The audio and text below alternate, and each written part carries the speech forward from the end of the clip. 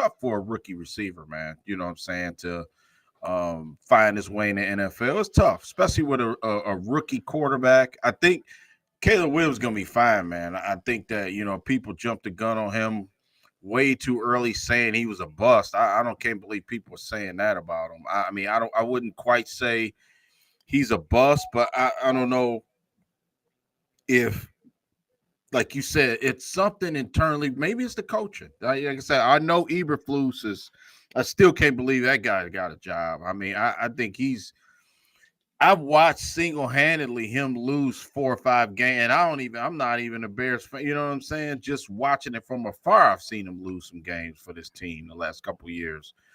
Even last year's game, the Lions came back, and remember that game here last year we beat them. I think it was by 2. I think it was when Aiden Hudson had the safety in the end zone. Remember that? And it was like, remember, they gave us all kind of problems and they should have won the game, that type of thing. But something weird happened. And, the game with Justin Fields last year in Chicago when, remember, we finally got over it because it just seemed like Chicago was a house of horrors for the Lions. And I think the last couple of years we've played well there. So, like you said, man, in the pre-show, I think the Bears will fight. Obviously, it's division game, so throw the records out. You know what I'm saying? I don't think it's a slug game, but I just don't think they got the rest. I don't think the Bears got the recipe to beat the Lions, man. Not this week. You know what I'm saying? I just the way their offense is structured, the way they're, like you said, being coach. You're not going to outcoach. If you're not going to outcoach us, forget about it. You know what I'm saying? Eberflus is not going to beat the Lions. I don't believe anything that they're doing. You don't like the man last name? Yeah, Eberflus. Yeah, I can't stand it. I can't take that serious. Can't take it serious, huh? I mean, and too, Walt. I mean, Caleb. Well, let's be honest, Walt. And it's not going to happen because the Lions' defense has been so good.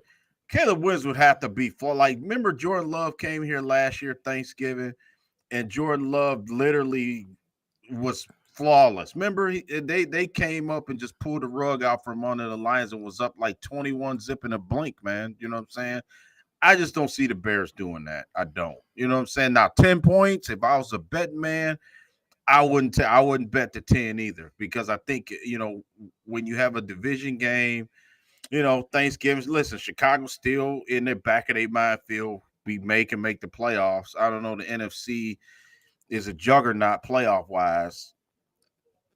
I don't know. I don't know how you get up for this game, you the Bears, man, because in the back of their mind, they probably want the coach fired. You know what I'm saying? I don't know, man. It's just weird.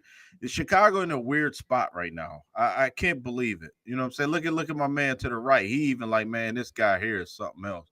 But the big guy, he like, man, this is some bull. You know what? You know what I'm saying? This guy. So like I said, I don't want to go on a rant about Bears football, but Walt, this is not going to be the week we lose one. Right. Pretty much, man. I agree. For the most part, I think they've got. All right. So first of all, of course, you and I, pretty sure most of the listeners out there, diehard Lions fans. So by default, we watch a lot of NFC North football. So I'm pretty sure everybody else out there has watched the Bears play this season. My takeaway from watching the Bears play this entire year, man. So far, this is a team right now that's sitting at 4-7. For the most part, okay, you're talking about since the bye week. Since the bye week, you're 0-5. Yeah. 5-game losing streak. What's up, E? What's up, Corey? Yep, and within those 5 games, you've been What's held up, Mike? under 20. Billy Marker. Yeah, my marker. Yeah. I'm sorry. You've been held under 20. No, I'm saying, yeah. Yep. So within that 5-game losing streak, you've been held under 20 4 times. You're talking about an issue, I think, with this team that goes back not just this year with Caleb Williams, but last year with Justin Fields, and then you can go back to the little half a season prior to that. This is a team, for the most part, they can score some points in flashes, but they're also 2-18 on the road in their last 20 games. That's not good. You're not winning anything consistently in the NFL. Right. going 2-18 over a 20-game road game span. Um, Right. being held under 20 points, 6 out of your last 7 losses. I look at them, okay, solid defense. The defense is there. You're talking about a defense right now that's 8th overall in the league. And Yeah. if you look at those key games against Washington, Green Bay, and Minnesota, they lost those 3 key games by a combined 7 points. Mm-hmm. So for me, when I look at it for what it is, man, is Caleb Williams going to have his struggles as a rookie? Of course he's going to have them. Is he Yeah. going to have his ups and downs? Yes, he's entitled to have his ups and downs. Is he supposed to be perfect? No. What rational football fan expected Caleb Williams to be perfect? I understand some people just didn't like him, and by them not liking his character or not liking his demeanor or his attitude or the way he speaks to the media, it pre-programs some people to root against athletes simply off of that. We not keeping it at. When we talk about these players from other teams from the Norris division on our show, me and this guy try to be as honest as we possibly can and be as fair as we possibly can. I still believe that Caleb Williams is very salvageable. From what I've seen from him this season, he's made a ton of monster throws. That offensive line has been a massive disappointment considering the amount of draft assets they've invested in it the past 2 drafts for not only him, but prior for Justin Fields. And it's late game poor management and poor Yeah. game call, poor play calling, man. That's all it is. This team with better late game management, you're talking about this team possibly being 7-4 right now instead of 4-7. Yeah. Now, have they lit the world on fire offensively? No, they haven't. They've had their struggles, but the defense has played well enough in a handful of these games where the Bears should probably, even if it wasn't relevant or if it wasn't anything sustainable for them long term, they should at least be competing tougher in this division than what they are right now. And like I said, from what I've seen, typically when you look at teams like that, man, when you lose so many games by one possession, Yeah. think about it. Minnesota, Green Bay, and Washington, one of those games was a 1-point loss. The other 2, one was a 3-point loss and one was a 2-point loss. Yeah. And all of this is with a rookie quarterback. It seems to me, man, when you watch this team, every game, man, offensively, they're Jekyll and Hyde up and down. The play calling is so all over the place. Sometimes they get the running game going. They decide to pull back from the running game and decide that, hey, we want Caleb to start throwing it around a little bit. Oh, but our offensive line isn't worth a damn right now. So now we got Caleb scatterbrained running all over the place. He's so thrown off right now to the point where he's bailing on clean pockets. And I think that their offensive line does get a lot of heat, and they do deserve it. But there's also plenty of film where he's got clean pockets, but from him playing all of that time at USC with bad offensive line play, he had bad offensive line play at Oklahoma. He's used to playing erratic football, and I think it's going to take the right type of head coach, next offensive coordinator that comes in that has to really groom him out of that. It's rough when you're a quarterback. Josh Allen had to grow out of that. And I think Brian Daboll helped him out tremendously when he was there in Buffalo. When you're used to being the reason all the time, it's tough to get quarterbacks to come out of that. When they're used to being the reason that their team wins day in, day out because the offensive line is terrible. The wide receiver play is terrible. The offensive play calling is terrible. So I'm forced to do everything myself. And I think that's something right now that Caleb Williams is really suffering from. He's too comfortable in chaos. Yeah. It's like when he has a clean pocket, he's nervous. He's jittery. He's waiting on the walls to close in on him, and he bails too soon. And he ends up throwing the timing off of the whole play. Yeah, can't blame him. I mean, like you said, they've been deplorable, man. From the offensive line standpoint. You see Caleb Williams, 2,300 yards, Walt, 2,356. Actually, I think he's got more. Yeah, he's got more yards than Goff, I think, coming into the season. I mean, to this game. DeAndre Swift, 665 yards rushing. leading the team. Like I said, DeAndre been good, man. I give him credit. I said that he's productive back when he's healthy, and for the most part, Swift been healthy, man. He been making plays. He looked damn good since preseason. So I give him credit for staying, dependable because the Bears damn sure been leaning on him this year. You know what I'm saying? I agree with Fidel too. I think it's going to be a close game, man. I do. I think the Lions. We've been feasting on. You know, scoring 50 to what we scored 52 the last two home games we played. You know what I'm saying? I don't know, man. I don't see a 50 burger coming up this week. But like I said, we're the better team. We should win the game, but I think it's just gonna be a good old fashioned division, hard fought game. You know what I'm saying? If you look at it, Walt, the last 10 years in this series, the Lions are 11-9. You know what I'm saying? So it's split right down the middle. You know what I mean? It's really a true rivalry when you can go back and forth and alternate wins, like these two teams have been doing, you know what I'm saying, the last couple of years. And it's been split the last couple of times we played them. They beat us with 28-13 on December last year, and then we came back and we beat them earlier in the season. I think it was 31-26. So, man, I just like to be, yeah, I like that. Yeah, 28-10 would be great.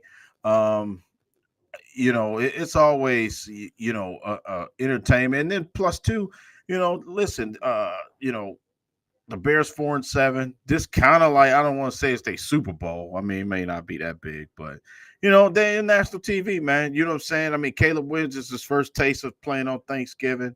Obviously as a rookie, he wants to thanks Casey. What's up? Uh, you know, it's mean something for the Bears. You know what I'm saying? I do think they got a little pride. I do think they're better than the Titans. I do think they're better than Jaguars. So they can't play. I don't. I'm about to say I don't know, man. I Yeah, I mean, think the listen, coaching. Yeah, we swept the AFC South. yeah. They lost to two of them, so Yeah, they lost to two of them South teams. yeah, that's That's the true. I That's think that's pretty the bad. big that's the measure and stick right there. What can I you just do against the AFC South? I mean, man, I hope nobody listened to this show tonight and just go back to I think our first show for predictions because I was all on the Bears bandwagon, man. I thought the You Bears and would Nick be, Wright. what I'm saying? I thought the Bears would be just like the team that would be giving us the most trouble out of everybody in the division. I bought into the Caleb Williams, like Roma Donze. He looks lost, man. I mean, he's a way better receiver than what he is. You know what I'm saying? What he's been showing. I think Caleb Wood, they got a game, they got a good game in them. And I think we're gonna get their best game. I really do. I think this may be the Bears' best game that they played during the season. They're not gonna win, but I think the Lions are gonna beat them. But I don't think it's you know 31-7 win or anything like that. You know what I mean? Injury report too. Well, the Bears look pretty healthy. Yeah. As far as I think they have one offensive. Sorry, I don't have it in front of me, but I think the one offensive, the right guard, I think might be out. Hold on, Walt. I'll have it for you here. 1 second. That Um, was that was you and Nick Wright, boy. yeah, and Out of spite for the Lions, boy. oh man, not Nick Wright. Come on, that's Kansas City Nick, right? That man, that man that put on the Eagles jersey, he hate us so much. Yeah, he hate the Lion, man. He hate the Lion. Him, Shady I'm telling you, McCoy, man. them both of them cats. They hate Dude, the ever Lions. ever since the Lions beat the Chiefs week 1 of last year, he been riding us. Mhm. Bad, man. Yeah. Okay, don't say. I'm sorry. No, he not even starter. I take that back. Well, excuse me. The offensive line is intact. Ryan Bates is out, but yeah, the offensive line. This is a team ball that has Braxton Jones at left tackle. You got Tevin Jenkins at left guard. Damn good player. I like Tevin Jenkins. But I don't know what's been up this year. Anybody, in the comment section, Chicago football elitists, let us know what the heck's going on with this offensive line. Coleman Shelton at center. This guy unrestricted free agent, I think from the Rams. So he might be a spot, make you vulnerability. Matt Pryor at right guard, and then you got right tackle Darnell Wright, which we both love him out of Tennessee. So I think, man, listen, if they don't get anybody to stop Elaine McNeil, he might he might eat Caleb Williams for Thanksgiving dinner, dude. I mean, it's gonna be, dude. You better stop it, Lee McNeil. I mean, it's clear that McNeil has arrived, man, and that's another thing I think that has developed in this last 3 or 4 games. I think Jack Cameron. I think I text you this, and I want to get your thoughts, maybe while we talk about this game. But I think in the middle of Hutch getting hurt and Derek Barnes and us losing guys, we have gained, I think, respectability for two players. Walt, I think Jack Campbell and Aleem McNeil are two guys that I'm not going to say they're elite, because my question I think was, were they elite players? I think Aleem McNeil's closer to elite than Jack Campbell. I'm not going to say Jack Campbell's an elite Oh player. yeah. At the But moment, Jack Campbell, man, I'm telling you right now, man, he get to the quarterback. He's right where he's supposed to be. He tackles good. He's just at the right place at the right time. I love it, man. I love it. And then, like I so said, let me ask you this then. yeah, So go ahead. what is elite? So like, is it at defensive tackle? Because I know when it comes to the quarterback position, we tend to look at elite as top 5. Yeah, So as a defensive tackle, is Aleem McNeil one of the top 5 defensive tackles in football, or is he one of the top 10? Because like I'm more skewed to when it comes to defensive tackles, linebackers, safeties. I'm more prone to wide receivers. My elite is typically top 10. I do yeah, think he's one of the 10 best in football. I haven't really sat down and overall looked at the complete totality of play when it comes yeah, to the defensive tackle position in the league this year. yeah, But just off of name recognition and respect yeah, and what he's done, considering where he came from, I know a lot of people won't put him up there like that because he wasn't a first round pick. He wasn't a second round pick. He was a yeah, third round pick. He was a guy that was drafted and viewed as a nose tackle, a yeah, Jerry Ball, and that's all he was ever going to be. And yeah, this organization saw the potential in him, the same way they see the overriding potential in Broderick Martin. Now, will Broderick turn out to be the next Aleem, who turns out to be a guy who blossoms year 3, hmm blossoms year 4? Maybe, but There we go. what E. is your definition of elite? So is it top 10 or is it top 5? Yeah, E just brought it up. I was gonna say, I wouldn't say he's Yeah, oh not yeah, there with those Dexter two guys, Lawrence. nah. Yeah, Nah. no, hell no, not Chris Jones. Dexter Lawrence, that's one of my favorite. I love Dexter Lawrence for the I think he's Giants, man. played better than overall than Jeffrey Simmons has this year. And I love Jeffrey Simmons in Tennessee. But Yeah, I and think he's Kristen played. Wilkins, you haven't heard Kristen Wilkins' name at all too No, much. Christian has been kind of a disappointment for the Mm-hmm. Raiders as a free agent move. So to answer your question, I'm gonna leave him on outside of the top 5, okay? But I do think he's a top 7. You know what I'm saying? So having said that, I'll take it. I think that he's on his way. I think, like E said, he's having an all pro season, man. I've been very pleasantly happy with Lee McNeil, the growth. I mean, we've seen him from the minute they drafted him, and it's just the growth. He's got better every year, man. You know what I mean? And I think he's got more to grow. I just think that he's just. It seems like he got his body more ready this year. And I think, all he's gonna do is add more strength, you know what I'm saying? Add more technique and what he has to do to make himself. You could tell he's willing to work. He showed that he can work. Yeah, I mean And it's you know, difficult for D tackles, man. It's difficult to yeah, unless you're a guy that's completely in shape your whole life through high school playing, through college playing, and you get to the league. yeah, The way a lot of these new age defensive tackles are that's built like bodybuilders. But yeah, then for the most part, if you think about it, if you're a yeah, huge oversized athlete, you're 6'3", you 6'4", you've been used to walking around at 350, 355 yeah, as a senior in high school, through 3 years at NC State or Texas in Sean Rogers' case. A lot of these defensive tackles, man, and I believe Dan Campbell brought this up when they drafted Broderick Martin and when they drafted Liam McNeil. Both of these guys had a lot of bad habits we had to break. yeah, Because Aleem said they just let him eat. When he was at NC State, they just told him to eat. Like, we want you to be our nose tackle and eat. Yeah. So imagine hearing that bullshit for 4 years of college. Yeah. And then you're fortunate enough to get drafted third round in the NFL, and this organization has 4, 5, 6 years of horrible habits to break. But Yeah. now they reaping the benefits from it. Yep. Like Yep, they Aleem have. looks like when he's looking like he's trending to be one of the. He got his money. He Got the earned it. money. That's We what asked Corey for him to said. stay Yep. healthy. Yep. Yeah. Yep. And you're right, Walt. I mean, I don't think this organization they would have paid. They would. I don't think this organization don't hand out contracts, man, to guys who don't deserve it. I mean, what's up, Bobby Drake?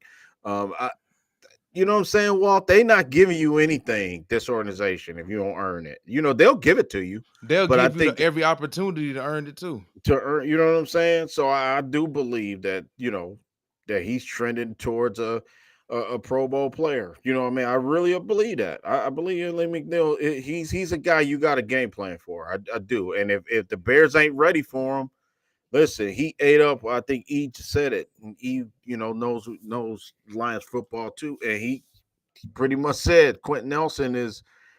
It ain't like Quentin Nelson's a scrub.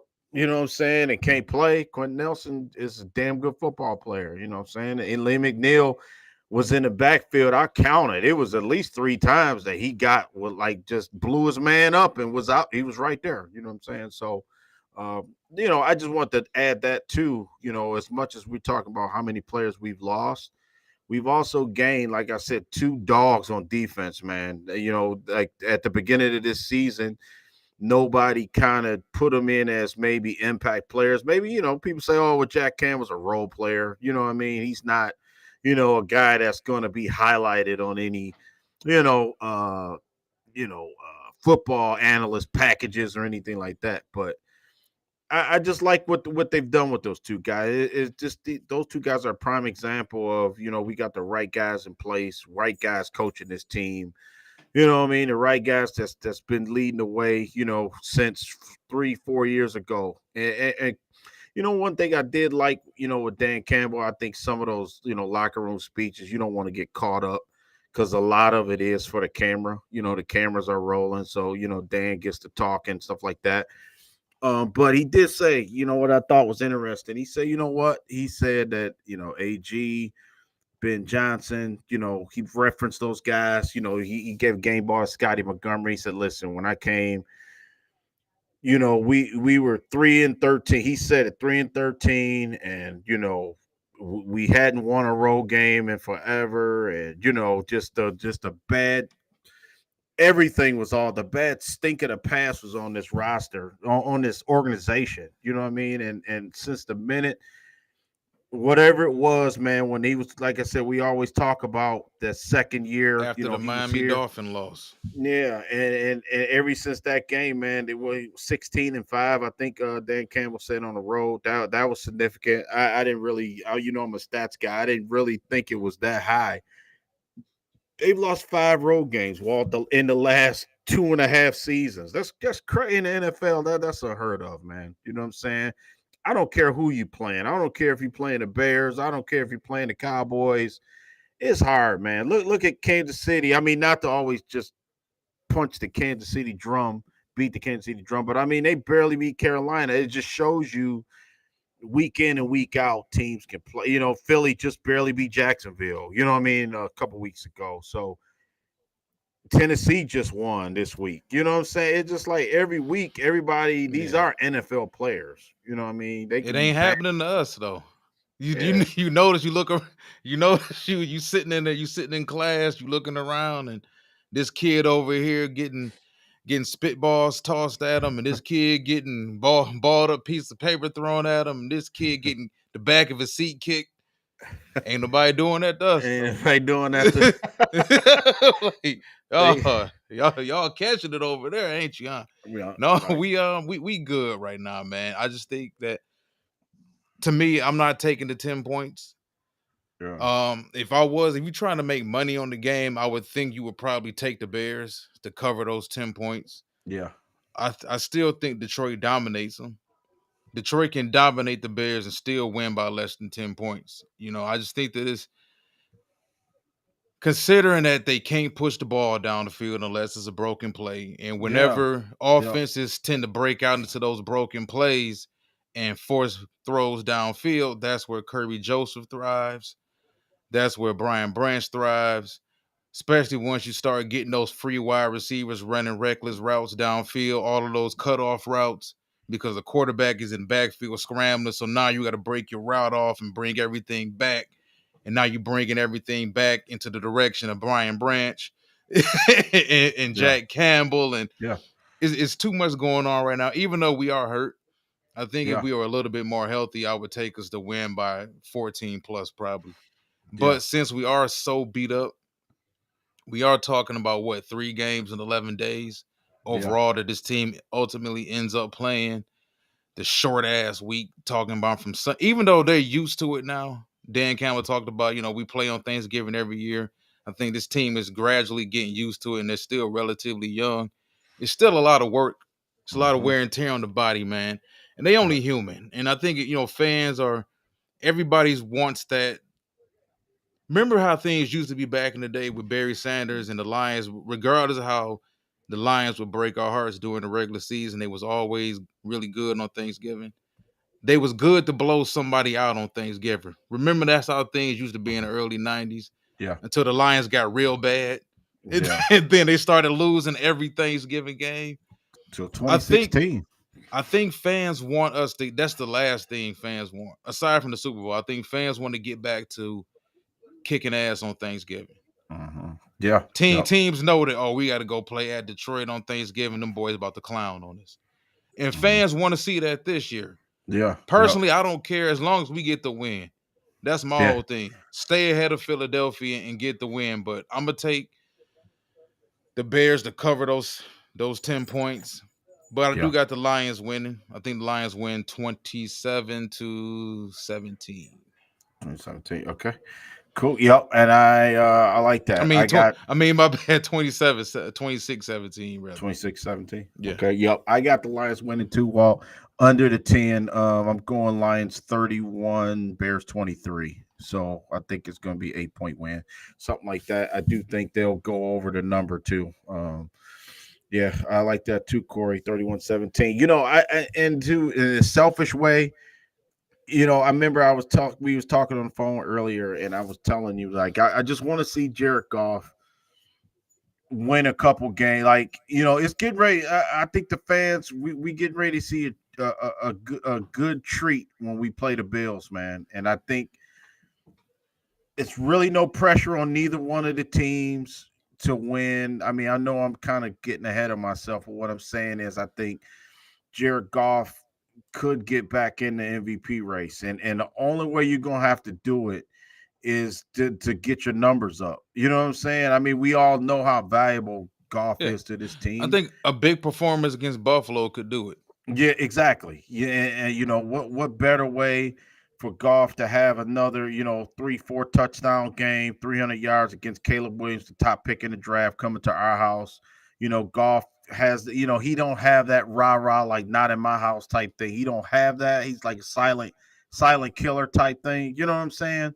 But it'd be nice, man, to have Goff just play great against this game, and then Josh Allen comes to town, beat Josh Allen. I think that game is really going to be a treat. I really do, because I think both teams at that time, double digit Lions already got double digit wins, but there's really no pressure. You can just watch the Bills and Lions and have fun. And I think that's going to be a tremendous game coming up in like 3 weeks. But The starting big with this time game, bragging rights. Our yeah, our our team is the big tough team in the NFC, and y'all team is the big tough team in the AFC. yeah, and the Bears just give us a hard time. They do. It's crazy how this series is gone. I think it's only been one lopsided game.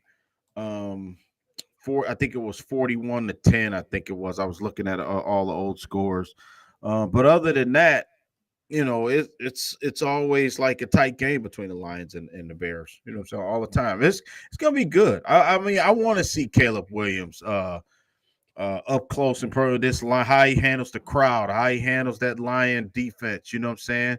And it'll show you how good the Lions are. They've already shown us, but to have a number one pick confused. You get Caleb Williams slamming his helmet on the sideline. You know what I'm saying? This is his first trip to Ford Field. Yeah, it's gonna be loud. You know It what I'm ain't gonna saying? go Yeah, good for him.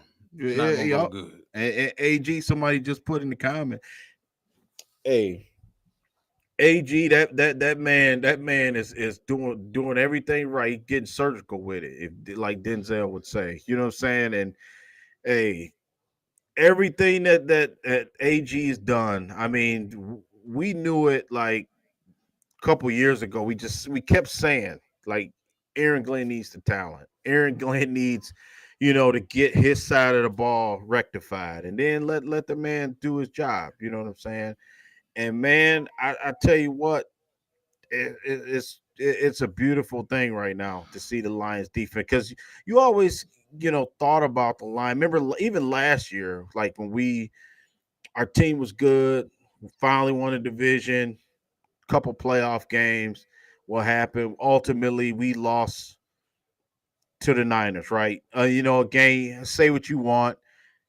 The defense kind of lost the game. I mean, yeah, you could say we took our foot off the gas or whatever, but we lost. The defense lost the game. I don't see that. Like now, they took care of that problem. Walt, this team has took care of the issues they had, and I've never seen that before with a team. Maybe because it hasn't happened like right in front of our eyes. Like we've seen the dominant teams in the NFL.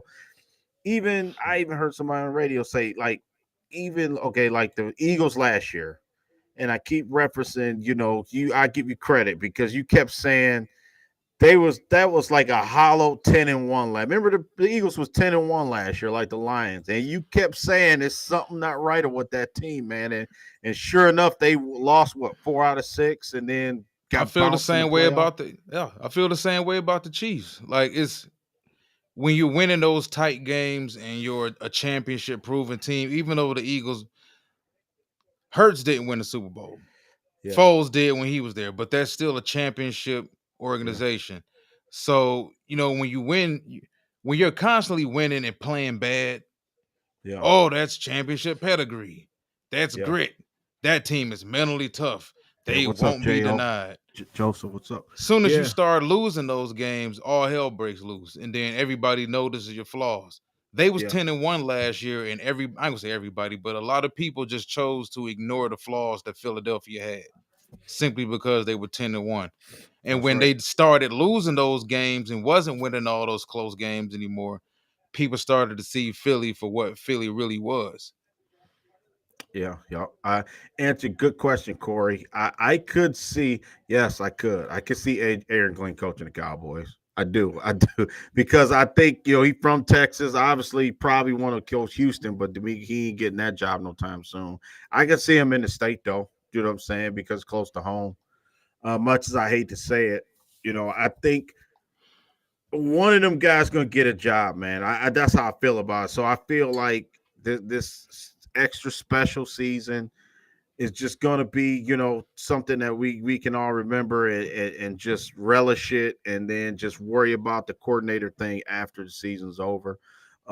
Reason why I think he would take the job, because ultimately, this is what I mean. I don't know Aaron Glenn personally, but I would think this, like, your stance as any kind of coordinator or any kind of coach style, you want to be a head coach, right? I mean, I think that the part that sucks is like, would you leave a team like now, right, where you would say, well, why would anybody want to leave the Lions right now, the state that we're in right now, to coach somewhere and then ultimately get fired in 3 years? It doesn't make any sense. It seems like you would want the comfortable part of it, but I think, hey, when you tell Aaron Glenn, I'll back a Brinks truck up to your driveway, you know what I'm saying, and pretty much put the dollar amount that you want on the check, I'll sign it over to you. I think that's going to be, too much to say, you know, no, I thank you. don't I don't think he jumps at a bad opportunity though. Hmm.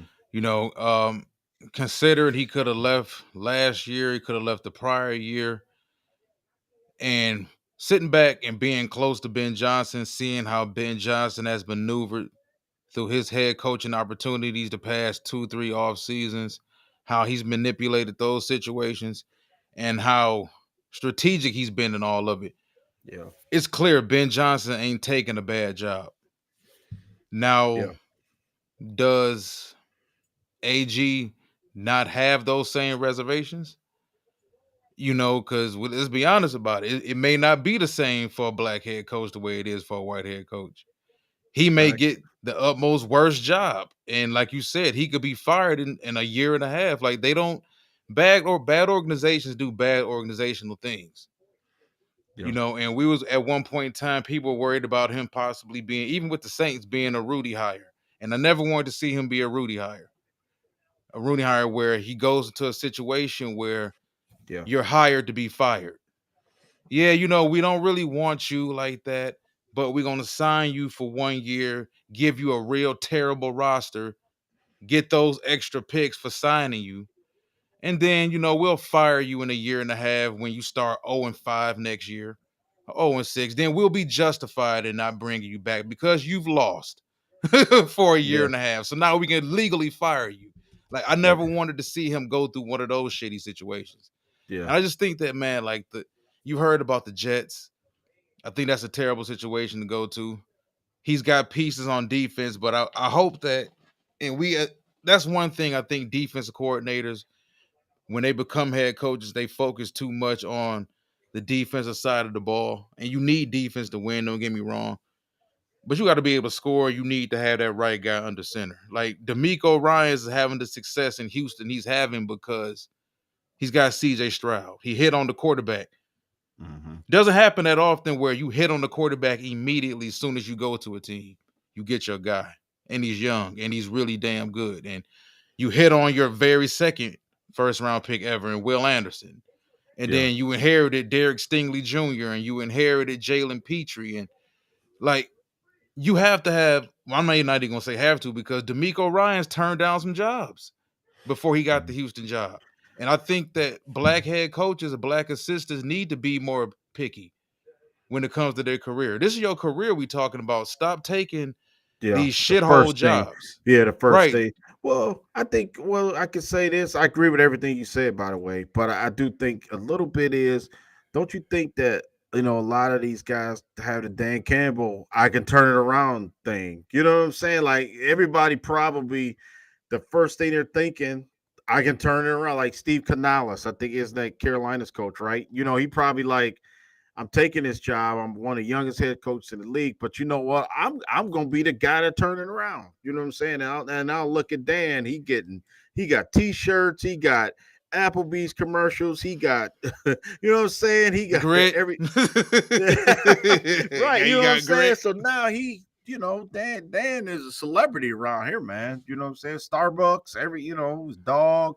It's just like, it's the perfect thing. And if you can get somewhere and turn it around, I think that's where the challenge is. But like you say, I agree with you wholeheartedly. Like, we know our worth, man, and we shouldn't be able to just say, well, damn, I don't know when this opportunity gonna come again. I'm gonna take this crappy job with the Jaguars. It's nice weather in Jacksonville, Florida, but it's a We shouldn't shitty have to feel situation. that. Yeah, we shouldn't have to feel that way. Yeah. Like, Yeah. this might But be my only opportunity to ever become a coach, and then after I do it and I mhm, fail, and everybody around the NFL can see why I failed, I never get another opportunity after that. I'm yeah, surprised Raheem Morris got as many opportunities as he's gotten. yeah. Excuse me. Yeah, and I agree with Justin. What Joseph just said. Like sometimes you do want to just take a shot. I agree with that because me, the kind of person that I'm wired, I probably Nah, would go to a crappy team. I ain't gonna lie. If I was a head coach, it this is depends my on. career we talking about though. Like, Yeah, but Ben Johnson didn't think like that. I would just feel like I can turn it around. That's how I would feel. You know what I'm saying? Like, but listen, I would say this: if Poor like you, ownership though. there we go. If I had, Poor listen, ownership. yeah, that's true. That's true. True that. Let's just say if you're Aaron Glenn and you got the Bears calling you, the Jets calling you, and the Cowboys calling you, right? Those three franchise. I think the Jets a better job. I mean, I would sit down and say, listen, I don't want to coach Aaron Rodgers. I say I would come. Yeah. I like everybody on defense. I kind of like the offense, but Aaron Rodgers got to go, man. That's what I would say. Y'all want me? get number 8 off my team because I don't want nothing to do with him. That type of thing. So you're right. But I don't think that a lot of these owners and stuff, like you said, it's bad uh ownership, and it could look nice, like you said on TV, it looked nice. Maybe he likes to live there, but Look at man, Carolina. yeah, How many head coaches have Carolina had in like the last 5 years? I think they had something like what, 9 coaches in the yeah, last 5 years, if I'm not mistaken. yeah, Ben Johnson chose to not go to Carolina because he valued his career. And I also think that when you hot, take advantage of it. You're the hot commodity, not the organization. Aaron Glenn leads a top 5 defense, and let's say Detroit wins it all. He can damn near write whatever he wants to write, check wise, number wise on that paper, if he yeah, wants to. Just I'm not for just taking whatever any old job is offered to you. Because we, like I said, at the end of the day, we talking about your career. And a lot of these dudes don't even go back to being coordinators after they go from coordinators to being head coaches. So yeah, yeah, I mean, I get it, the opportunities, but the opportunities really aren't scarce. Think about it. Every year we go into the NFL yeah, season thinking already, okay, there's a good chance these 3 teams are going to be the worst in the league. These 4 teams and these 3 guys or 4 guys might get fired. And there's always usually a surprise 2 other firings yeah, or guys step down. So there's usually every all season about what, 6 head coaching yeah, vacancies. So there's yeah. opportunities, man. There's gonna always be opportunities. Yeah, and then too, I mean, I don't like to talk about people losing their jobs, but just one last thing. What do you think it would take? Because I heard something, and I don't know if it's true or not, that the Bears organization has never fired somebody in season. I thought I heard somebody say that their ownership has never fired their head coach during the season. You know what I'm saying? What I'm saying Wait a is, minute, didn't they fire my man before the season was over? That was there before Eberflus. What was his name? not Luke, not Getz, not Getsy. He was the offensive coordinator. So I could be wrong, but what I'm saying is, too, you could be right. But what would it take for the okay, what if the Lions score 50 on the Bears, man? What if they do? I'm just saying 40, okay, fit 40. You think Eberflus getting fired? If they get just embarrassed, okay, like we've been embarrassing people, do you think that would be enough to say, you know what, man? It's I know if we 4-8, we got 5 games left. Let's just cut our losses now. You got to go, man. We on So national so you TV. asking, are we gonna get our second head coach fired this Yeah, season? that's what Because I'm asking. Peterson got canned. Yeah, yep, Damn it, definitely. damn it, on Turkey Day, you got us stuffed. Yeah, yep. You're fired. It's hot man.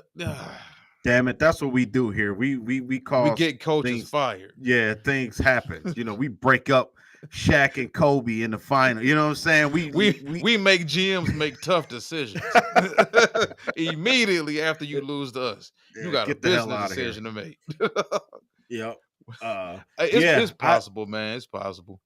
I want to just comment on Dwayne. Yeah, Dwayne King. He's right. I think a heavy dose, a Sonic and Knuckles. I don't want to see golf air it out because I think we could talk about a little bit of X and O's before we get out of here a little bit in this game. And I think while we got some in the passing game this week, I think that we could take advantage of these guys, man.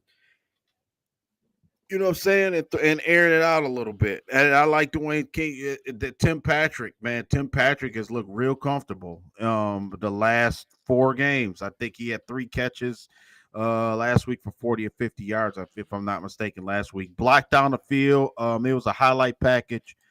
While I seen a Tim Patrick just blocking. You know what I'm saying? In the run game, man. He's been exceptional too. I think that's another guy that they've slowly gotten him up to speed, and now he kind of knows what the coaching staff wants. You know what I'm saying? So number 17's out there. I like his body language. I like the way he can kind of find a soft spot in the defense and sort of quietly getting the Josh Reynolds role down pat. Yeah. You know what I'm saying? He's going to be huge down the stretch and in the playoffs, I think, man. You know what I mean? Red zone, Yeah. middle of the defense. I like it. I like everything about Tim Patrick right now. Yeah, he's a catch machine. Mm-hmm. You don't need him to do too much outside of that. He's not very shifty. not very elusive. He's not gonna run away from too many people. He's sort of that tall wide receiver, tight end hybrid. Yeah. That's pretty much all they needed this Yeah. season. We had talked about it over the offseason. Would it have been nice to have a guy like a Brian Thomas, a 6'3" guy that can run 4.3 and make a bunch of big time plays downfield and run after, uh, catch the ball in the open field and get to the end zone and all those great things? Sure. But we didn't really need the bright, shiny, athletic toy. We got the Tim Patrick, who all he needed to do was stay healthy. And we talked about CJ Mosley, not CJ Mosley, but Emmanuel Mosley. Manny Mosley, yeah. Very good player when he's healthy. All we Yeah. need him to do is be healthy, and we have an extra 6'1.5", 200+ pound long corner who can Yeah. play man press and can play zone to help us in the playoffs. Yeah. Melifon will get healthy, so we can have that. So I think, and I want to transition over into something real quick because I know a lot of people did want to talk about this. Another guy who showed us a lot early on in the very beginning and hasn't been able to stay on the field long enough for whatever issues he's had with the organization. I think it's obvious and very clear he and his coaching staff have not been on the same page or were not on the same page for a long time. And it seems like those final 8 games of, was it the 2022 season? Yeah. Seems like so long ago. This is a guy that you and I both were pulling for. Very, very tough. Because at the end of the day, man, who doesn't want to find a young, athletic edge rusher late in the draft? Cheap work. Not a guy that you had to spend a first-round pick on or a second-round pick, but somebody that's a 5th-round pick, a 6th-round pick, an undrafted free agent that gives you starter first-round pick production. And we all thought after his rookie season, that's what we were going to get from him. Hasn't turned out to be that, man. I'm very disappointed. Mm-hmm. I know when he came back for the 2023 season and he suffered an injury, I thought that was a bad sign for him. Because we like, okay, that's something else that's setting back his development overall.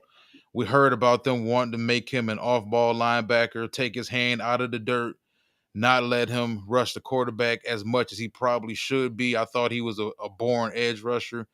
They had envisions for him to be a more complete football player, and there's nothing wrong with that. Yeah. But at the end of the day, if he just couldn't grow out of wanting to be just the edge rusher, if he wasn't learning enough, and I hate to put it that way, but some guys, once you get to the NFL, certain schemes make or break certain types of players. Now, James could go somewhere else. He could go to Houston. He could go to Philadelphia. He could go to Miami. He could go wherever. He could go to the Bears for that matter. Yeah. That scheme may particularly work for him. For whatever reasons it was, what went on his rookie season once he first got the opportunity to consistently see the field, that never translated to these next years and a half. So what is your thoughts on James Houston and ultimately what happened here and the disappointment of him not becoming that late round gem that we all thought he was going to be? Yeah, I'm disappointed, just like you. Say I was just rooting for James. You know what I'm saying? That's all. You know what I mean? I think that he does have a place in NFL. I really do. I think it's more he's a scheme guy. Obviously, he's a specialty type, third down type. Oh boy, he's not like physically imposing. You know what I'm saying? He kind of, I don't want to say funny built, but he kind of like funny built to try to be a pass rusher. You know what I'm saying? And it's like he's got to have a low center of gravity to get it, that bend, like Joseph just said, to kind of get what he needs to get, get where he needs to get. You know what I'm saying? Even look at Terry Williams just kind of bending down, kind of maybe trying to get pad level. I don't know, corrected or something, but it just seems like it was doomed from last year to me. You can kind of tell the writing was on the wall, like you said earlier, that he wasn't going to be on the ride. What was weird was that he was just getting DMPs, man. Wasn't even suiting up early in the season. Remember the Rams, Tampa? I mean, he was just flat out wasn't even playing. Wasn't hurt or nothing. He just wasn't playing. Healthy So scratch. Yeah, healthy scratch. So in this organ in on the, with this regime, if you're not even suiting up, man, it's something to be looked at. So yeah, I I think it just looks bad on him though, because the Lions as an organization been hot, man. yeah Since year two of the rebuild, second half of the season, year two, this team's been hot. The organization's been hot. Brad Holmes, reputation wise around the league and the media, he can do no wrong. Dan yeah Campbell is the NFL's favorite head coach. yeah Everybody wants to play for him. Former players love him. Like, this organization has the reputation of grit and toughness and they fairness, and everybody plays that's supposed to play and they pay their guys. It looks bad when you're the one player that didn't work out there. yeah It looks yep. really bad. You're the one guy they drafted that didn't work out. Yeah, yep. You said it, and man. That speaks volumes because, like you said, Dan Campbell's the kind of guy he gives peak guys chance. He's been a for player, not the most talented, not the most physically imposing. Look how many chances Mosley's gotten. He Yeah, played 2 series. yeah, yeah. And it was just, man. It like you said, it just sometimes it just don't work, man. I think, like you said, in the past we've seen tons of players didn't work out. But like you said, he's really the first guy that they've one of their guys that they drafted that hasn't worked out. You know what I'm saying? So, you know what I'm saying? You hate to see him go because anybody that I think that's a part of this team and like Levi Enrique was another guy. Remember, I was kind of worried about him start of the season. It seemed like Levi righted the ship. Now I don't know They if gave him he every opportunity too. yeah, and I don't know. He's played. I thought he's been really. I'm gonna say tremendous, but he's been good. I mean, I don't know if Levi has warranted another look, another contract, or anything like that. But what I can say, at least Enrique's been serviceable. Walt. I mean, James Houston hasn't even been out there. It's the last couple games, man. It's been weird what happened to it, but it's obvious, Walt, that they're going in another direction. You know what I'm saying? As far as uh edge rusher type thing. And it just didn't work out, what I mean, for whatever reason, So uh I do believe, then that opens up the door. I mean, always willing to talk draft. I mean, that just showed right there how desperately they have to draft another guy at that position, man, because you Oh, lost, definitely. what I'm saying? You got Hutch and then you lost Marcus Davenport and that's it pretty much. Besides Darius, and that spot is You can it's a almost void there. guarantee Davenport to be back next year. They got an Yeah, option to yep. void Which him I'm too, cool. but I'm cool with but he that. Another, played. yeah, That's the whole thing. Like Davenport, I had no problem with Davenport. yeah, Davenport has proven with the Saints, with not so much with Minnesota, but he proved with the Saints that when he's on the field, he's somebody to deal with. yeah. As an offensive line, you have to put a hat on Davenport.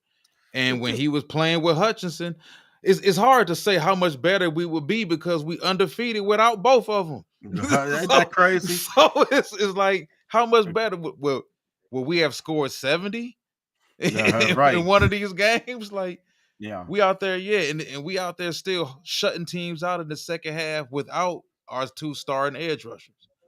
It's crazy, man. Like this team, I'm sure I don't have a problem bringing Davenport back because they're not paying Davenport much. So there's Yeah. nothing wrong with bringing Davenport back. If he has another injury riddled season, fine. He has hmm another injury riddled season. You move on from him spring of 2026. hmm But you can't teach 6'6", 280. Yeah. Yep. And the movement skills that he has and the reach, the arm length, and the Bull power, and rush, man. Yeah. right. Oh man, phenomenal. Yep.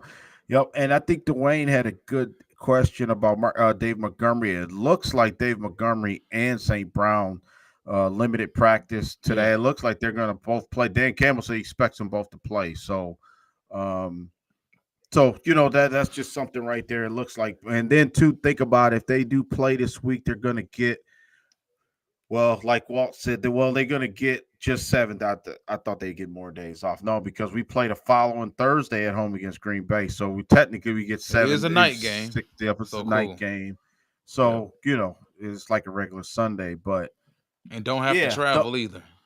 yeah. And then one last thing, man, before we get out of here, I didn't talk to this Yeah, that bull rush, yo, I like it too, John. That bull rush was noticeable with Davenport. I mean, he was in there totally, but man, I look at it I like just this: hated if all it. we out Yeah, here giving money to injured players. Why not give money to an injured player that actually produced when he was hurt, when he was actually playing? yeah, So let's be if Emmanuel, and I'm cool with it as long as you play, brother.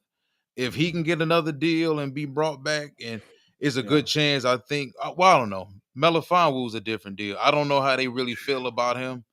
yeah, Um, man. but he's another guy. It seems to me that if you work hard, the injuries don't bother him. Because it's obvious Brad Holmes being a guy who came from an injured background, being an injured college football player, and he felt some way when teams took a chance on him. So I think he has a soft spot Yep, for injured yep, players. As long as you show them that you working your ass off, yeah, putting it back on and working it back off again, and I believe they'll that they'll deal with because you. The yeah, Barnes and I too. right this coaching staff.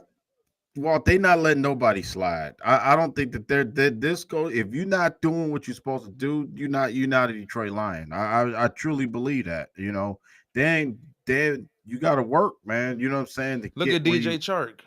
Yeah, As DJ much Chark. as we like DJ Chark, as talented as DJ was one and done here. And what has DJ done since he left here? I, I maybe caught one They prove pass. he's proven to be right. Like Yeah, when they let people go, we've questioned it before, but he's been proven to be right. Jonah yeah, Jackson, he was proven to be right. Like people wanted them to bring back Jonah and yeah, continuity on the offensive line, and he's been here. And nah, we ain't yeah. giving that man that much. What's your Simple. yeah? What's your read on before we get out of here? Well, what's your read on Sam Laporta? I mean, to me, Sam looked noticeably frustrated. I mean, I don't know if he's frustrated. It could be the injury. He's been out of sorts, man. And obviously, because he's been injured most of the season, Sam Laporta, a damn good tight end, one of the best in the league. But he looked frustrated to me last week. You know what I'm I'm a, saying? I could be wrong, but I'm gonna give some very unpopular takes right now, man. Don't hate me. I don't have nothing against that man. I think that young man is a very good tight end. I think people overblew him a little much last year. When you go back and you look at the touchdowns he scored, you look at a lot of the catches Sam Laporta got. And I understand physical traits aren't everything, aren't the end all be all. Most of his scores were these schemed up throws. I mean, these schemed up plays, uh, a flea flicker here, busted coverage, Sam 30 yards downfield, catching the ball wide open, jogging to the end zone, a short dig here and there, a short out. You didn't really see Sam out there dominate nobody. And I mean, he's not physically that type of tight end. He's not really fast. He's not overly quick. He's not overly big. His arms aren't overly long. He's not yeah, physically imposing. I yeah, think a lot of the damage Sam did last year was him being the other guy. You know what yeah, I'm saying? Compared to what we knew Gibbs was a dynamic player coming out of Alabama. We knew what Montgomery was. We knew St. Brown was somebody we had. We knew we had Jameson Williams. Sam was the rookie tight end that caught everybody off guard, I think. yeah, But you look at it this year, man, I'm not even gonna say he looks injured. Like he looks the same as he looked at Iowa to me. And I'm not trying to dump on him at all. I But get I what you're do, saying. I but get I what do you. think that people saw what he did as a rookie and they overblew it a little bit. Because if you go back and you watch the film, it's not Sam Laporta beating people one on one out of pure quickness or speed, or I'm just physically stronger than you, or I'm jumping over you, or I'm running away from you, or when you look at him, there's not a lot that you physically see at him from him, but you can just say that's going to be the reason why he wins a lot one on one. And considering the attention Montgomery and Gibbs gets when they decide to run 12-man personnel, every now and then you may see 22. They will do the two tight ends, two running backs. Yeah, The attention St. Brown gets, the attention Jameson Williams demands simply because of his speed on the field. He doesn't beat a lot of one-on-ones either. That's Yeah. something I think people don't want to talk a lot about when it comes to Sam Laporta. Sam gets a lot of one-on-ones, and Sam ain't out there really beating a lot of those one-on-ones against those outside linebackers Uh-huh. or those rolled down safeties. Yeah. So, can he still be a valuable part of the offense? Oh Sure. yeah, for sure. Sure, but I think they're going to have to go into 2025 and figure out a way to consistently make him a more viable part of the offense because he can be. If Yeah. you He's proven if you make him a part of the offense to put forth a solid effort to make him that, he can do some things.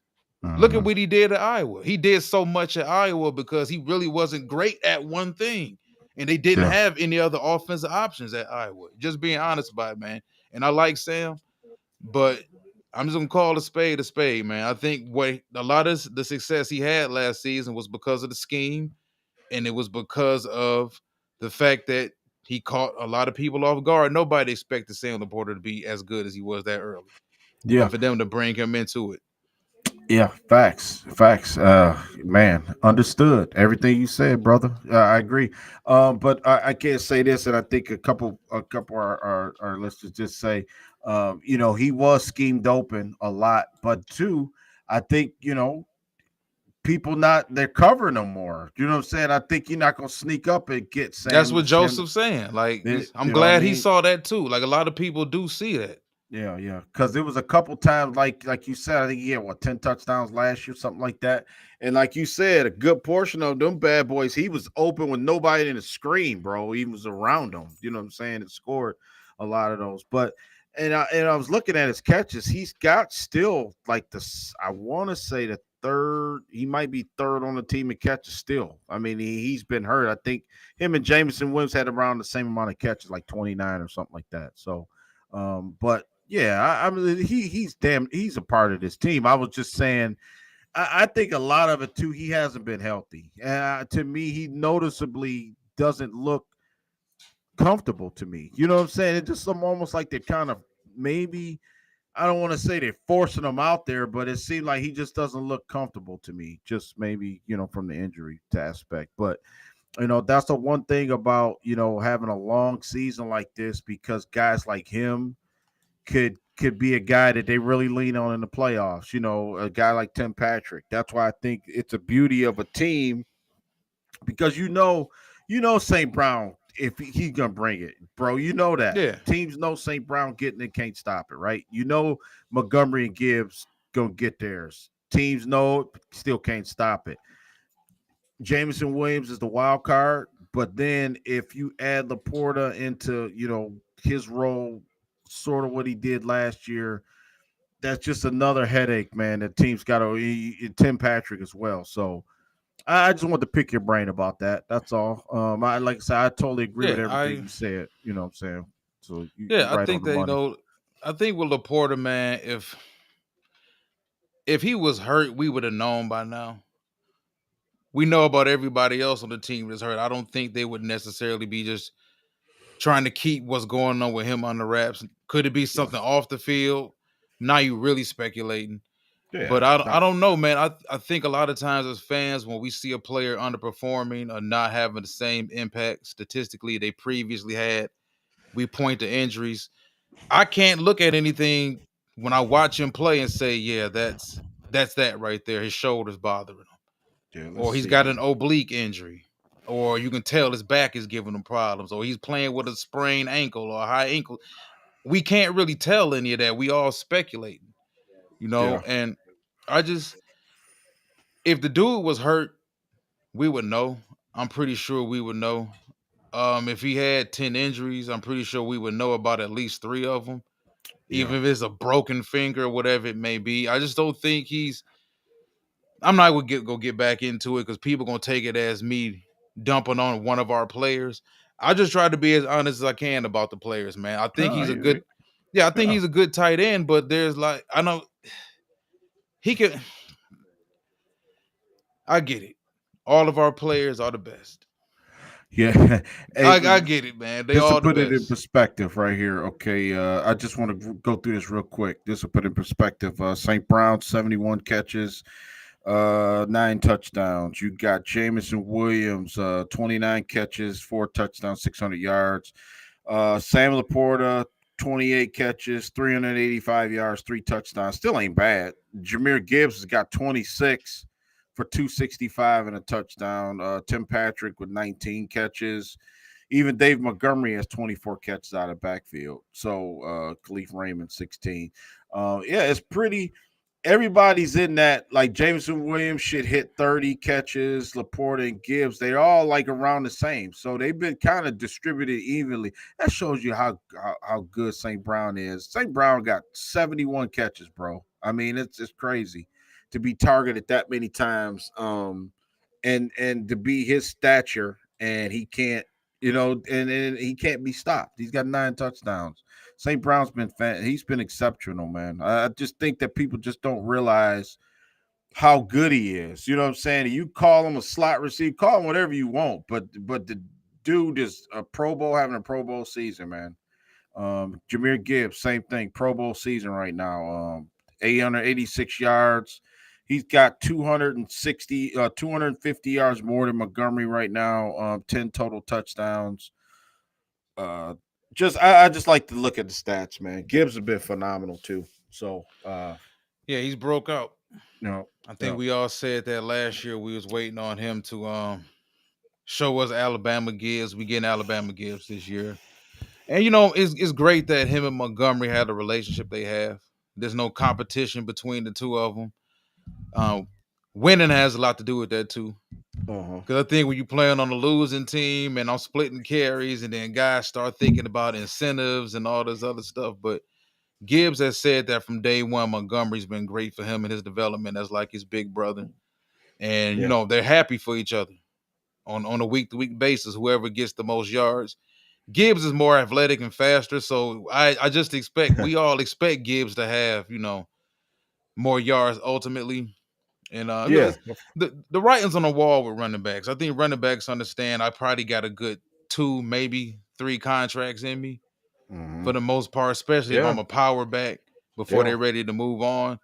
And a lot of guys on the team I think are just enjoying the ride as well. So let's go to some comments. What's going on? 313 and fun. Yeah, I'm just saying, man. Look, listen. Sam's a good player, man. Sam Laporta's a good player. I just don't think that there's when you take a look at him and you compare him to like other tight ends around the league who have like more physically dominant traits that I think can help them out. Like any other position, you may struggle at certain point in times in the season against certain teams or schemes or whatever, but sometimes your dominant physical traits can get you out of a jam in certain situations, like Gronk. Yeah. Gronk wasn't really too elite at much. Gronk was huge though. Gronk was the size of a 2-car garage. And Gronk caught everything. And Gronk had hands the size of a laptop. Yeah. Right. And Gronk played physical as hell. And Gronk was a mismatch against any team that, he played against in the league. Even Travis Kelce. Not the most athletically gifted, but not necessarily now, but his short area quickness, I think when he was younger, was elite. And the hands and the toughness across the middle. And he was a mismatch because he did have some speed back in his day. So it's about having some sort of elite physical traits that can get you out of those situations when defenses are just constantly trying to scheme and take you away. But I do believe he'll probably be a bigger part of the offense next year. Yeah. You know, I wanted to pick your brain. Yeah, I agree with you. I totally agree. I think you go through it, and then I think it's a such thing as a sophomore slump. I really do. Like CJ Stroud, I think that other teams start the game plan. I think that's part of it too, man. I think that people are kind of blanketing him a little bit. He's got to work a little bit harder to get open. You know what I'm saying? And just not letting him run free. You can only play so many DBs at a time. Yeah. You can't blanket everybody. You're gonna blanket St. Brown. You're gonna blanket Jameson. Then you got to deal with Jahmyr Gibbs out of the backfield. You got to put a hat on him.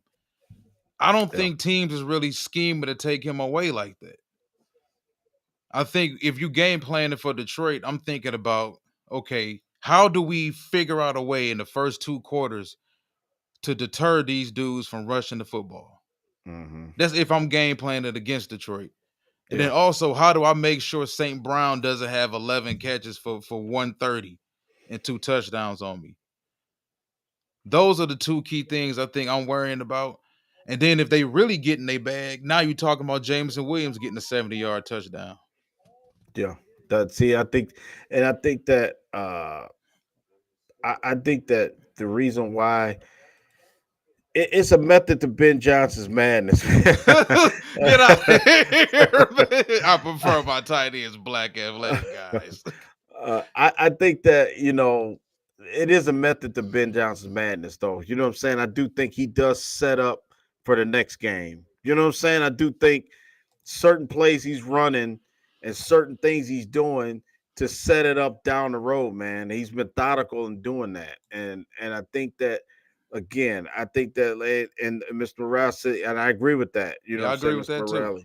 Yep, they got too many weapons, and like you said, somebody like it wasn't a slight at Montgomery. Me saying that Gibbs had more yards than him, I was just basically saying, that Gibbs is a bigger threat, and you know what I'm saying. Like Montgomery, we know 18 carries, 60 yards, 2 touchdowns. That's his stat line. You know what I'm saying? Gibbs, 15 touches, 120. You know what I'm saying? And he can break one at any given moment, more so than Montgomery can. So yeah, and like you said, like I think like Justin said, you wanna obviously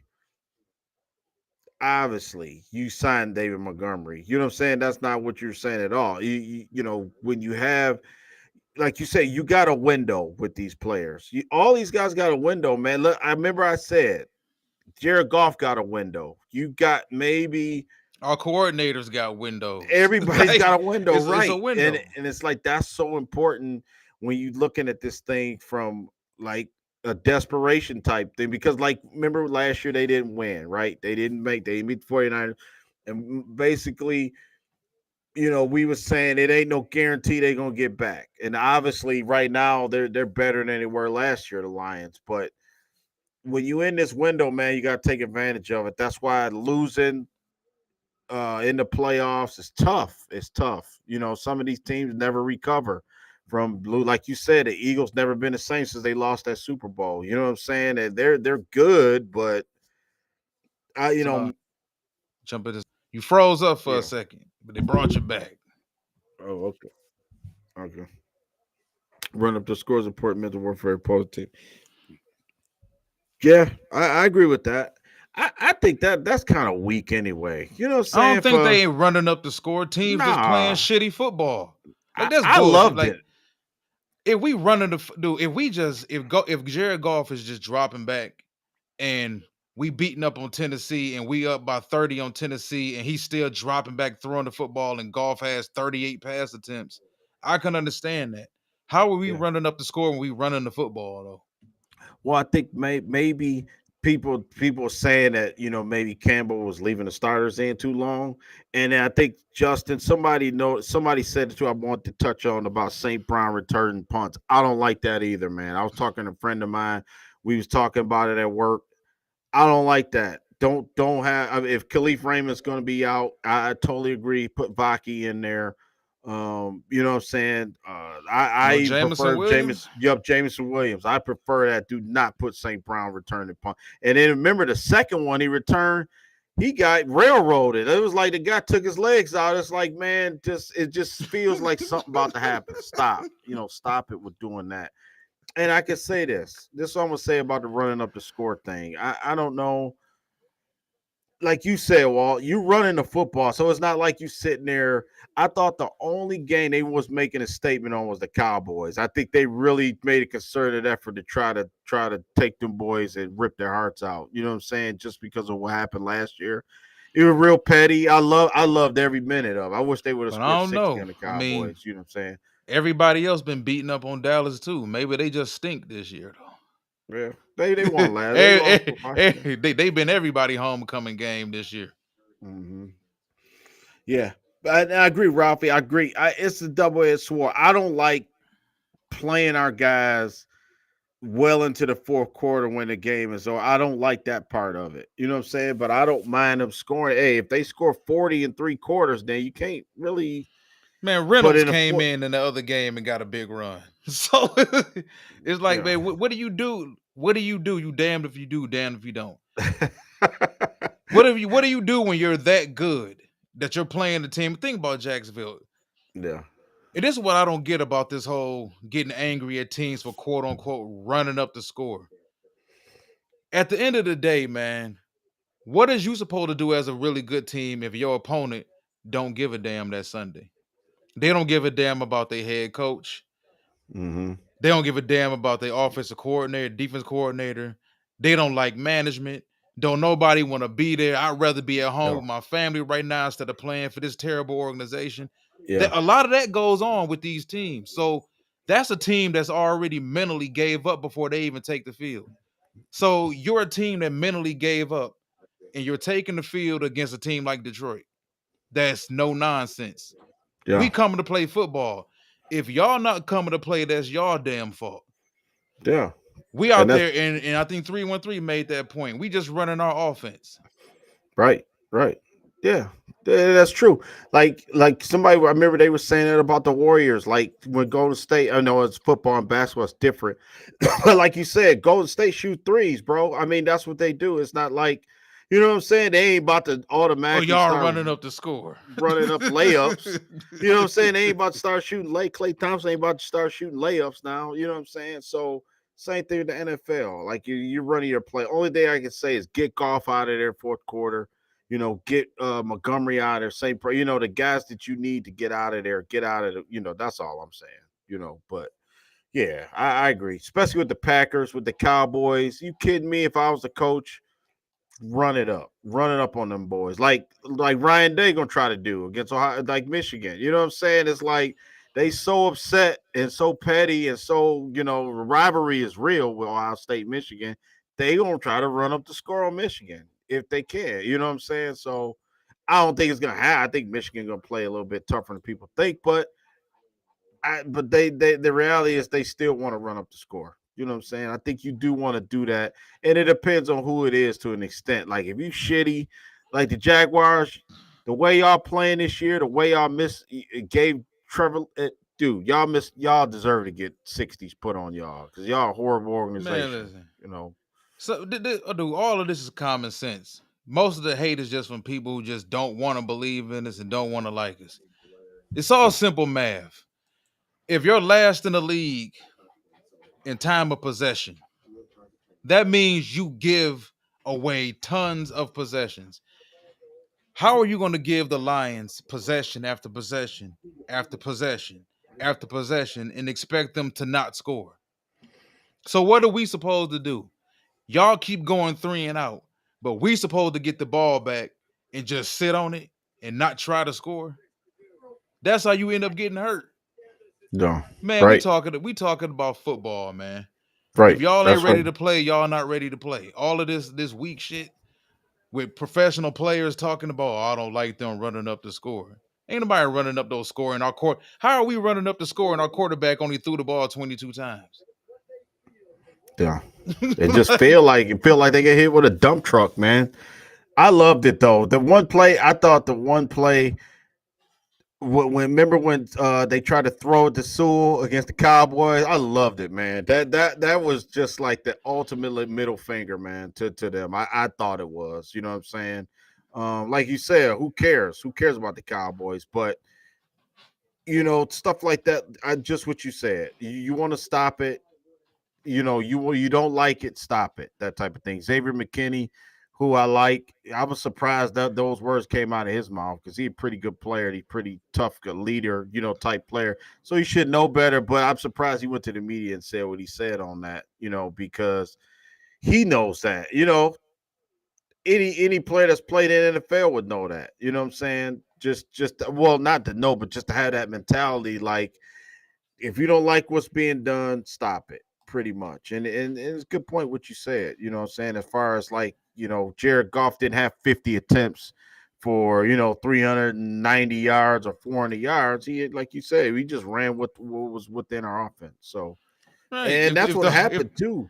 The like opportunities came against Houston. Walt, that's remember Houston kept not scoring and getting three, and that's what happened. That's why we wound up winning that game. You know what I'm saying? Because 5 turnovers, they did nothing with those turnovers, and it was ultimately that game came back to bite them because you know but think about ultimately, how hypocritical people are though. yeah, Now, when Houston was up on us 23-7, what did everybody say in Houston benefit? Oh, Houston took their foot off the gas. So they were supposed to blow us out, right? mm, Because we came back and beat them. yeah, That's why you supposed to step on everybody's throat so you don't get Houston yeah, at the end of the day. yeah. So ultimately, before we get out of here, Walt, I mean, what is it? I always like to ask this at the end. Is it a pathway that the Bears could possibly pull out an upset? I mean,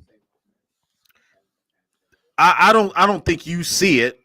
I don't see it, but I always just ask the question. I mean, obviously, if the Lions just have one of their worst games in 2 years, that could happen, right? But I mean, if the sun shines on the Bears, yeah, we at the beginning of the show, you and I both gave the Bears some credit. We talked about, some of the strides, positive and negative, Caleb Williams has made this season.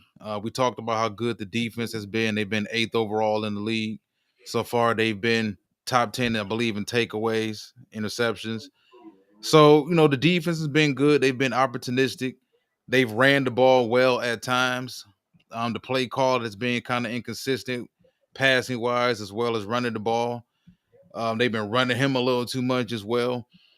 But it's been shown that, the Bears, they've been tough outside the two blowouts, outside the two blowout losses they had this season. They played everybody else to a one-score game. And we talked about how tough they played Washington, who's in first place right now. No, second place right now behind the Eagles. How tough they played Green Bay. How tough they played Minnesota. They lost to those three teams by combined, 5 points, I think. So they've been in it. So Detroit can't take them serious. I mean, can't take them serious. Detroit can't take them lightly because it's been proven that they'll play you tough. They're going to come ready to scrap and fight. So if it's a tight game down the stretch, one score game in the fourth quarter, would I be surprised that happened? I wouldn't be surprised at all if it happened. I actually said I think the Bears are going to cover that 10 points. Lions will win, I believe, but I do think the Bears will cover that 10 points. So is there a path for them to win? Run the ball better than you ran it all season. If you the Bears, I would look at what everybody else did against Detroit, and I wouldn't do what the hell they did. I'm not going to abandon the run. I'm going to put forth a conscious effort with my offensive line to man up with Detroit's defensive line. I'm going to run the football, and then I'm going to build some play action. I'm going to get DJ Moore involved early. That's pretty much the only way, but they haven't done that all season. So do I expect Eberflus to come up with a rational game plan to win a game? No, I don't. So, no, I don't think it happens unless Detroit just has one of those, I'm tired, boss. 3 games in 11 days, boss. yeah. I end it. That's it. Yeah. I end it with this for myself. I just want to see golf. I'll play Caleb Williams. I think right now we're in a position where golf we can lean on golf to get a couple wins. And the reason why I say I want to see him get back in the race, man, for the MVP. It'll be nice, to have him, because this hasn't been a stellar year for quarterback play. In my opinion, I think that's why he's being talked about because no one, if you look across the league, man, no one's stats is really blowing you away. I mean, Lamar Jackson's been fantastic. He was great last night too, as well. Other than him and Josh Allen, and then you got Jared Goff and you got Jalen Hurt. You know what I'm saying? You got a lot of guys that's muffled together. Patrick Mahomes got a He lot of ain't doing turnovers. nothing either. Yeah. So Hurts or Mahomes. right now, Bless you. thank you. Jared Goff's got 20 touchdowns, 9 picks, just over 2,100 yards. I'd like to, get him. Let's get him to 30 touchdowns in the next 3 weeks. You know what I'm saying? And then I think he'll be back in it. So Yeah. Honestly, because even if the Chiefs, let's say the Chiefs finish the regular season 16-1, and Mahomes keeps playing at the rate he's been playing this year as well as last year. Hell, at the rate he's been playing since Tyreek Hill left. Yeah. It would be unfair to give that man the MVP. If you look at the way he's played and you look at his numbers, you get at that rate, you giving it to Mahomes simply because his name is Patrick Mahomes and he's won past Super Bowls. Yeah. Yeah, bro. Outside of that, man, look, was it Josh Allen? Like Yeah. Josh has played well. I think the MVP race is gonna come down to that Buffalo Detroit game. Honestly, whoever wins that game, especially if Detroit beats Buffalo and Goff has a pretty good game, it don't have to be nothing ridiculous. Oh, 450 and 6 touchdown passes. But if he has a typical efficient Goff game, completes 78% of his passes, throws for 250, makes a couple big throws, especially if it's a close game, because the voters love that type of stuff. They love to, sway their votes on those types of games. But I do think MVP is going to come down to that game, probably between Josh Allen and Jared Goff. Facts, my man. One last thing, we can get our prop bet. Man, I'm sorry I didn't have a list for you. Real quick, the money line. While I look it up real quick here through DraftKings.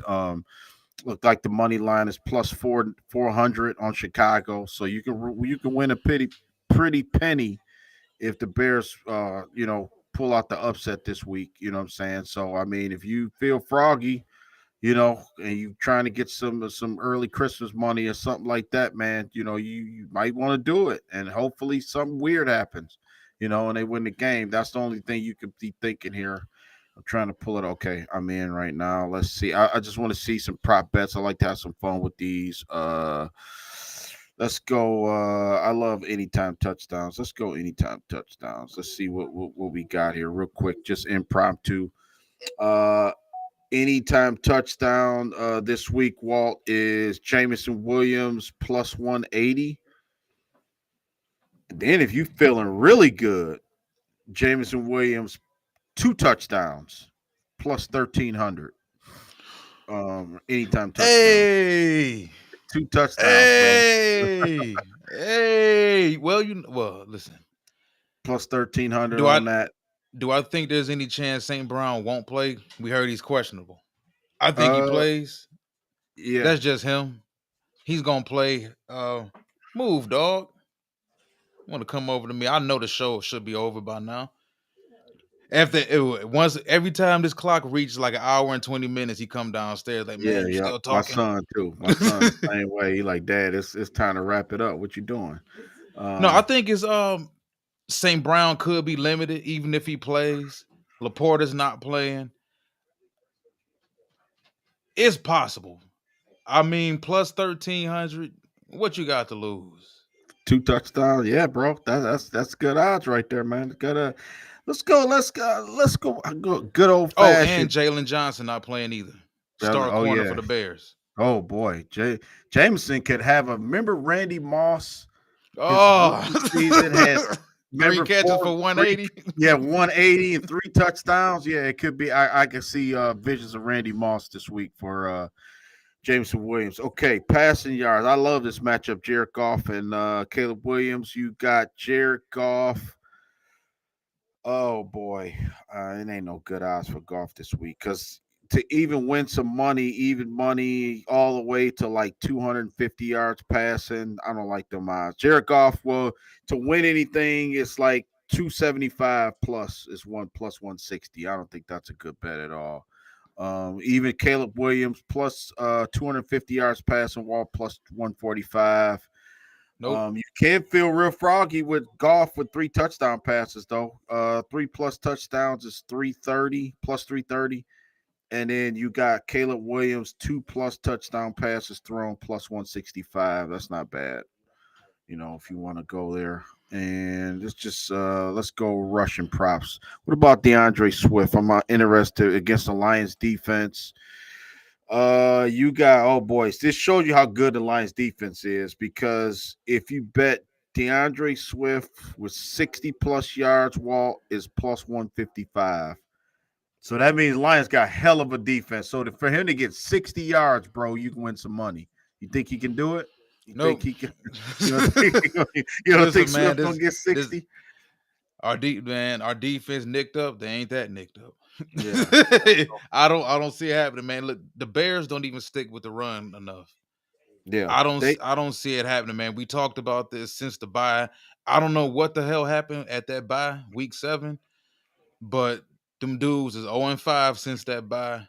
They've been held under 20 points 4 times out of them 5 games. In the one game that they did score 27 points, it took overtime to get to 27 points against Minnesota last week. Do I Yeah. think our defense is the antidote for them? Nah. It ain't happening, man. I was shocked that we held the Colts under 10 points. I think the Bears offensively are a little bit more dynamic, but they playing with a lame duck head coach. It's Thanksgiving. This is a rookie quarterback's first career start at Ford Field. That Hmm. place is gonna be bananas. Yeah. He ain't gonna be able to hear nothing.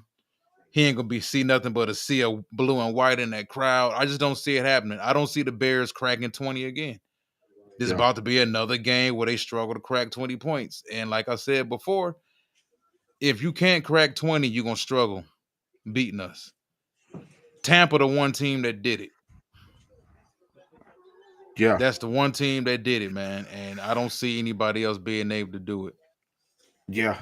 And then one last one, I promise. This is the last one. I like this is called first drive. So on the Lions' first drive, Jameer Gibbs to catch a pass on the drive on that first Lions' first drive of the game is plus 230.